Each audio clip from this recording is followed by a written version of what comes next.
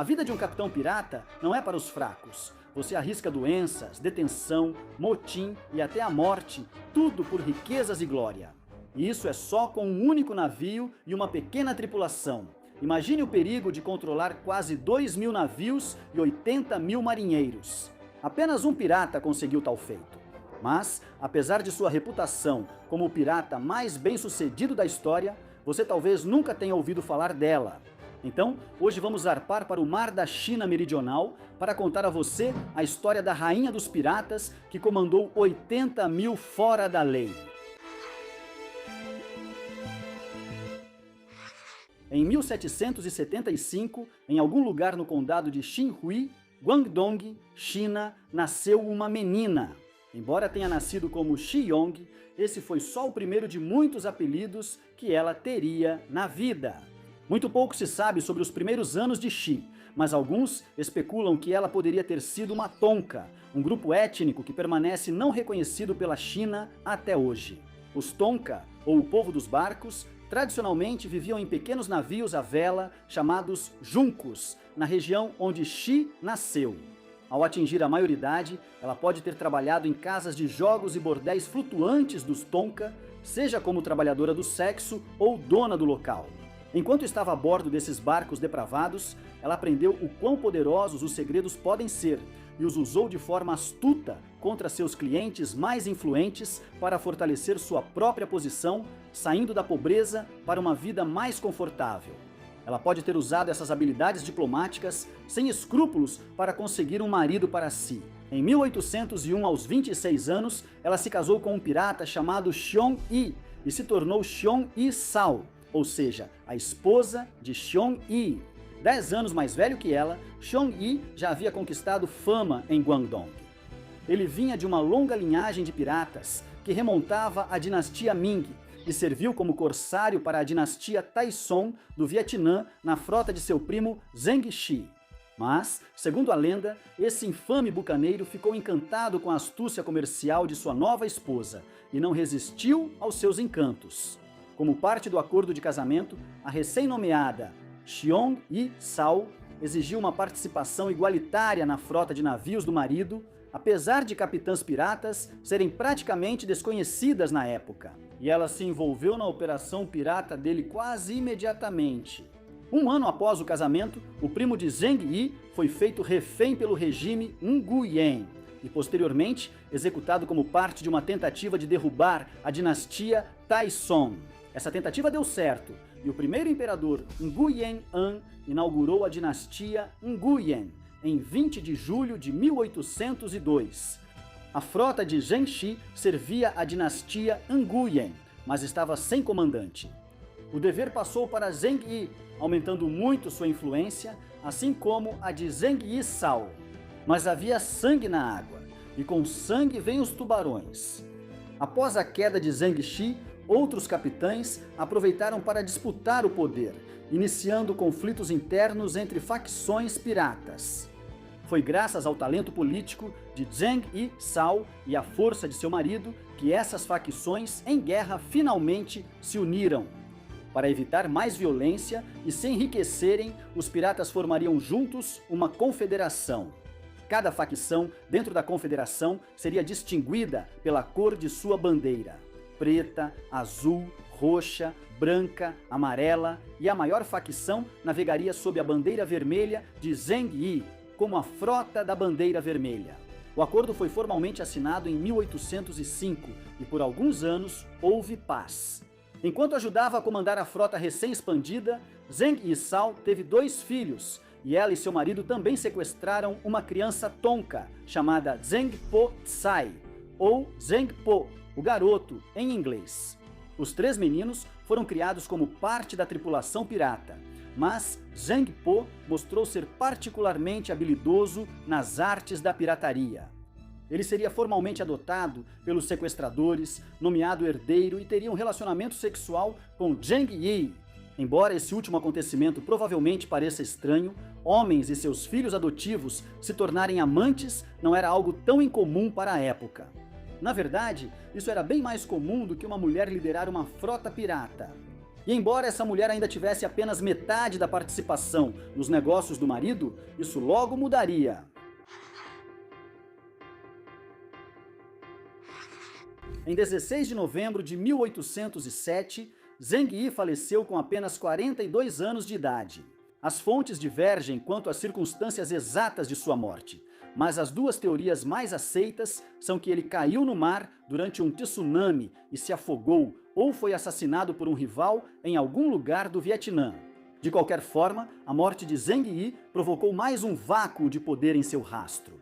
Como herdeiro, o filho adotivo e amante de Zheng Yi, Zheng Po, deveria assumir o comando da frota da Bandeira Vermelha, e tecnicamente ele assumiu. Mas Zheng Yisao não ia deixar seu poder escapar tão facilmente. Ela seduziu Zheng Po e tornou-se sua esposa informalmente, embora haja especulações de que o relacionamento começou antes da morte de Zheng Yi.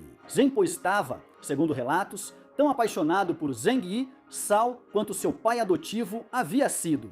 De acordo com o relatório de um oficial do governo chamado Wen Chengqi, Zheng Po obedecia às ordens de Zheng Yisao e a consultava sobre tudo antes de agir. Assim, Zheng Yisao estava no comando da orgulhosa frota da Bandeira Vermelha, exceto no nome. Seu controle era ainda mais firme do que antes, e ela tinha uma grande visão para o futuro. Sob sua liderança, a Confederação se tornou uma força muito mais unificada.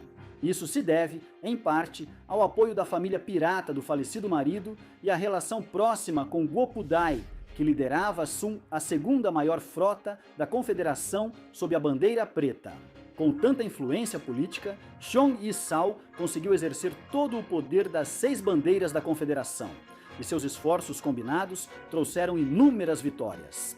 Em 1808, apenas um ano depois que Xiong Yisao assumiu o controle, a Confederação realizou 2 emboscadas navais contra a Jiuratán provincial chinesa. Primeiro, eles enfrentaram uma flotilha de 35 navios, e quando o governo respondeu com força, a Confederação repeliu impressionantes 100 navios. Esses ataques destruíram metade da frota provincial chinesa, deixando o governo incapaz de impedir os piratas de invadirem o Rio das Pérolas, uma rota valiosa e vulnerável ao saque. Embora as emboscadas tenham sido lideradas por Cheng Po, foi Xiong Yisao quem as orquestrou, e foi Xiong Yisao quem recebeu a glória. Com o passar do tempo, a rainha dos piratas passou a ser conhecida por um novo nome, Qing Shi, que significa viúva de Zheng em inglês, sendo Zheng a versão romanizada do nome de Xiong Yi. Impulsionada pelo seu sucesso, a mulher agora conhecida como Qing Shi continuaria a levar a Confederação a patamares cada vez mais altos, e ela alcançou isso por meio de métodos cada vez mais implacáveis, muitas vezes com as próprias mãos. No verão de 1809, a maior parte da frota da Bandeira Branca foi perdida em um confronto naval e, como retaliação, Qing Shi iniciou um ataque ao Rio das Pérolas e áreas ao redor. Zheng Po atacou Dongguan com a frota da Bandeira Vermelha. Guo Pudai atacou a cidade de Shunde com sua frota da Bandeira Preta, e Qing Shi atacou o lugar que ela um dia chamou de Lar, Xinhui, com sua própria frota de juncos. O ataque resultou em mais de 12.000 vidas perdidas, com várias cidades e vilarejos sendo vítimas da Confederação Pirata. Em setembro daquele mesmo ano, Qing Shi pessoalmente reuniu cerca de 500 navios na costa de Tangia para atacar a região, roubar embarcações e fazer prisioneiros. Um dos prisioneiros, Richard Glasspool, funcionário da Companhia Britânica das Índias Orientais, sobreviveu para contar a história. E o relato dele sobre a rainha dos piratas a tornaria mais infame do que seu falecido marido jamais foi.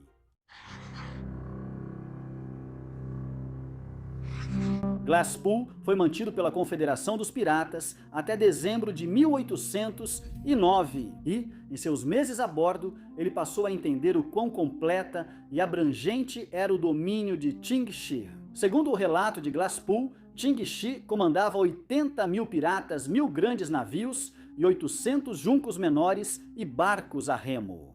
Para colocar isso em perspectiva, o lendário pirata Edward Teach, o Barba Negra, comandou apenas 4 navios e algumas centenas de homens no auge de seu poder. A frota de Qing Shi era tão grande que é difícil entender como ela conseguia controlá-la, mas ela controlava. De acordo com Glasspool, cada navio sob o comando de Qing Shi seguia um rígido código de leis. Apesar de tecnicamente escritas por Cheng Po, essas leis foram claramente ditadas pela própria Qing Shi. Os despojos de cada ataque precisavam ser recolhidos, contados e distribuídos.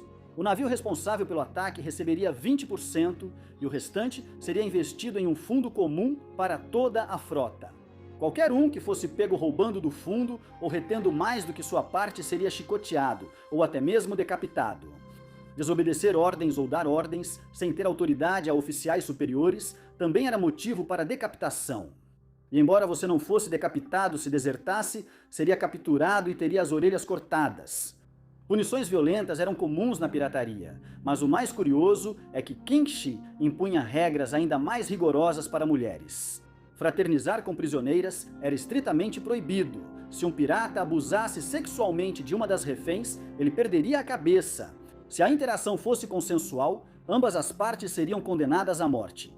Qing Shi também permitia que os piratas, sob seu comando, tomassem mulheres como esposas e concubinas, mas só podiam fazer isso sob a condição de que permanecessem fiéis e não as maltratassem. Piratas culpados de infidelidade ou abuso eram decapitados, mantendo assim a grande frota de Qing Shi sob controle. As regras eram justas, até gentis comparadas a outras situações das classes mais baixas. Por isso, os piratas de Qing Shi lutavam por ela e lutavam bem. Apesar de inúmeros confrontos com o governo provincial chinês, a Companhia das Índias Orientais e a Marinha Portuguesa, a Confederação dos Piratas sempre saía por cima.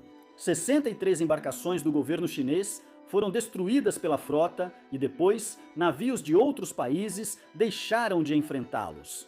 Eles sabiam que perderiam para a rainha dos piratas. Até o governo chinês estava pronto para desistir da luta contra Qing Shi. Em um apelo desesperado para que ela parasse com suas atividades de pirataria, eles ofereceram a ela anistia completa e total. E após 3 anos gloriosos de sucesso ininterrupto, Qing Shi aceitou o acordo, dissolveu a Confederação dos Piratas e se aposentou de forma bastante repentina em 1810. Ainda não está claro exatamente por que Qing Shi decidiu aceitar a oferta. Afinal, ela e sua frota eram praticamente imparáveis, ou pelo menos assim pareciam. Fontes afirmam que ela apenas se antecipou ao inevitável após um aparente desentendimento com o capitão da frota da Bandeira Negra, Guo Pudai. E logo depois, Guo Pudai foi capturado e se rendeu ao governo chinês, onde recebeu o posto de subtenente em troca de sua lealdade. Isso significava que a frota da Bandeira Negra estava sem liderança e Qing Shi estava sem seu aliado mais próximo. A confederação ainda não estava enfraquecendo, mas acabaria enfraquecendo. Enquanto isso, eram sufocados e perdiam destaque nas rotas comerciais. O destino já estava selado. Qing Shi também pode ter apenas gostado do acordo proposto pelo governo. Algumas fontes relatam que, além de anistia completa, sem necessidade de reparações, ela recebeu terras em Cantão, onde era proprietária e administrava um restaurante e uma casa de jogos. Seja qual for o motivo de sua rendição, Qing Shi aceitou o acordo, mas só depois de exibir suas renomadas habilidades diplomáticas uma última vez. Originalmente, as negociações de anistia fracassaram porque Cheng Po farejou uma armadilha e recuou. Durante meses, os piratas e o governo chinês ficaram em um impasse, até que Qing Shi resolveu agir por conta própria. Ela levou uma delegação de 17 mulheres e crianças para a mesa de negociações e o governo finalmente cedeu às suas exigências. A maior parte de sua tripulação foi perdoada, e quanto a Qing Shi, ela conseguiu manter 24 navios e 1.433 piratas sob seu comando pessoal e legitimado. Cheng Po recebeu quase o mesmo número de navios, tornou-se tenente e ambos puderam se casar legalmente. Eles ficaram juntos por 12 anos, criaram a filha até Cheng Po falecer aos 29 anos. Qing Shi faleceu em 1844, aos 69 anos de idade. Mas ela continuaria viva como uma lenda, e uma figura querida da cultura pop, aparecendo em vários filmes e programas de TV ao longo dos anos e inspirando inúmeras piratas fictícias e mulheres e meninas da vida real. Apesar de seu status como uma rainha pirata saqueadora responsável pela morte de milhares, a história de Ting Shi é a de uma jovem nascida na pobreza que ascendeu ao poder e à fama em uma profissão onde sua própria existência era motivo de riso. E essa história vale seu peso em tesouro de pirata. E você, o que acha? A história de Ting Shi merece algumas canções de marinheiro? Você teria coragem de enfrentar a rainha pirata? Conte pra gente nos comentários e não deixe de conferir outros vídeos do Weird History.